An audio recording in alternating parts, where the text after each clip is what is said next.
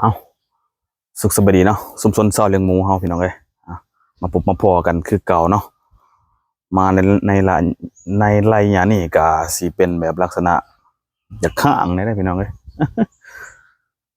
เดี๋ยวสิมาให้เบิ่งเนาะสวกนี่ก็ปลาปวกขึ้นไปแล้วนะก่อนสิไปติดตามรับชมก็อย่าลืมเด้อพี่น้องเด้อกดไลค์กดแชร์กดติดตามให้แน่ช่วงนี้ก็จะข้างแน่แล้วปวกขึ้นนั่นแหละ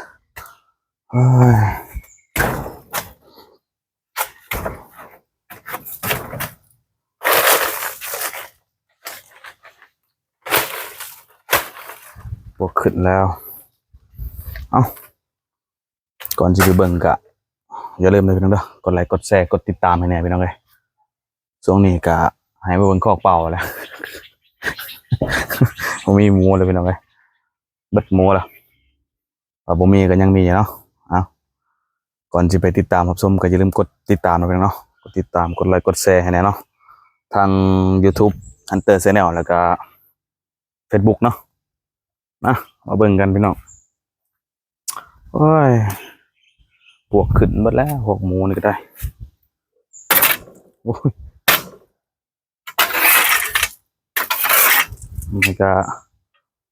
โซนนี้ก็ฝนตกหากระเซ้ากินเนาะโอ้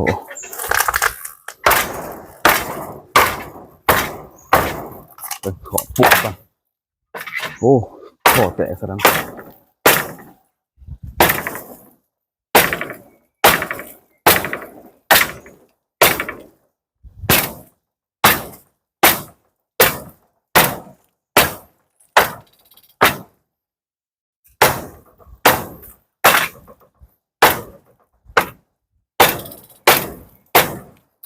ช่วงนี้ก็ปวกขึ้นเว้ย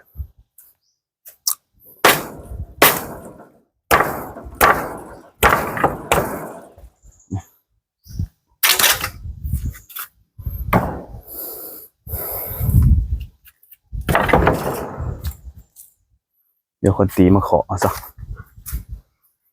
เนาะมาให้เบิ่งหมูหน่อยแล้วกันเนาะมาเบิ่งกันพี่น้องเลยชุมชนชาวเลี้ยงหมูเฮาเป็นอะไรเนาะแสดงโตเนี่ยได้พอเท่าไรแล้ววะ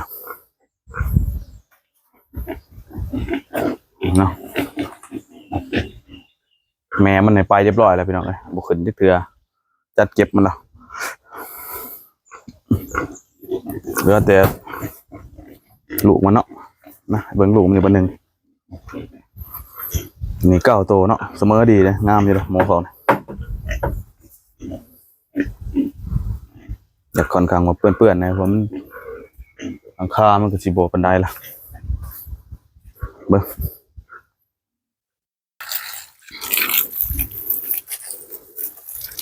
ล่างปวกก่อนพี่น้องเลย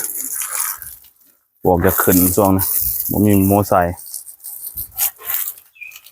ขายไปเบิดกระโคกห่างละบ่อนปวกกิน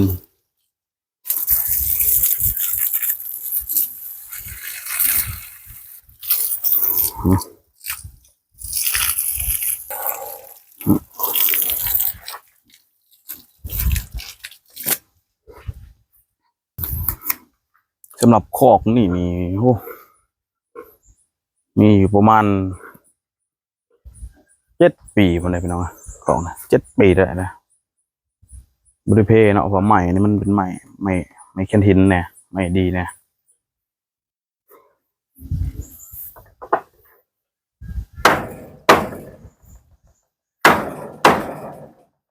ปวกจะขึ้นนะนี่ก็แตกบัดหรือใส่มัน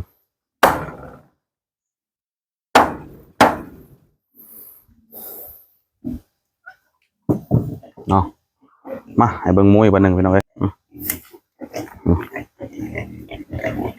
เนาะคือนี่9 โตรุ่นนี้จะว่าเป็นรุ่นสุดท้ายประจักษ์เนี่ยแม่ผมมีเป็นรุ่นสุดท้ายเนาะแม่มันก็ปล่อยไปเรียบร้อยแล้ว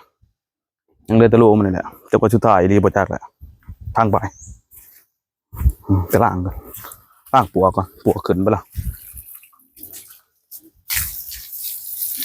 เสียดายนะพี่น้องเนาะมันแบบว่าบางเทื่อก็บริสิตอบางเทื่อก็ สิเบรกเนาะสิเบรกไปได้แล้วเบรกไปได้รับ80%แล้วแหละ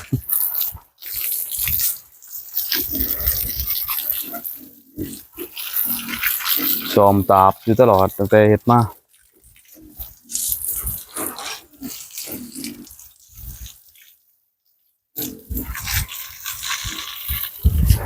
เนาะมันปวดขึ้นเลยมาล้างก่อนจังหน่อยแต่ว่ามียังมันสิดีขึ้นบ่จักแหละ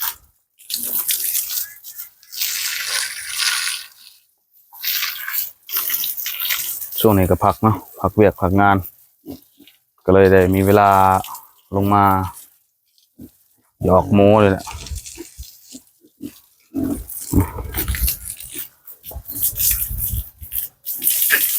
นี่ก็บ่แต่ปนย่อยจะปนย่อยก็เปื้อนรถ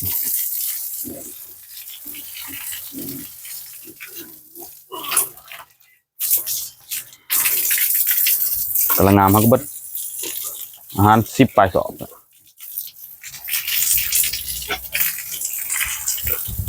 ตัวเราสอบนี่แหละตัวเราสอบปลายเนี่ยขอกหมูก็สิประมาณนี้พี่น้องเอ้ยชุมชนเจ้าเลี้ยงหมูก็สิรู้จักกันดีเนาะ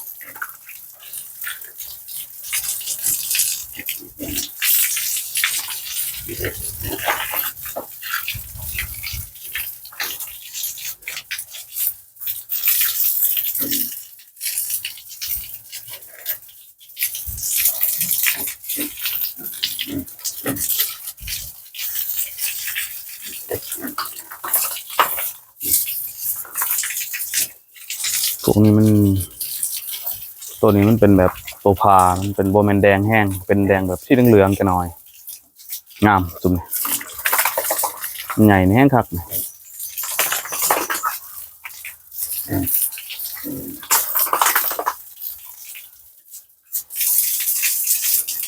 ค่อนข้างว่าจะเปื้อนเนาะ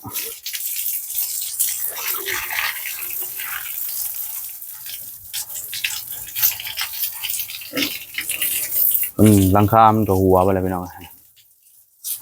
บ่คอยว่าสิเป็นราคาปานใดแหละบ่ได้ปานใดกับมันล่ะงามเลยพี่น้องเอ้ยเก่าโตซ้ำกันครับกันยังได้อยู่โตนึงเลี้ยงเบิดตัวละ10 สอบได้อยู่โตนึง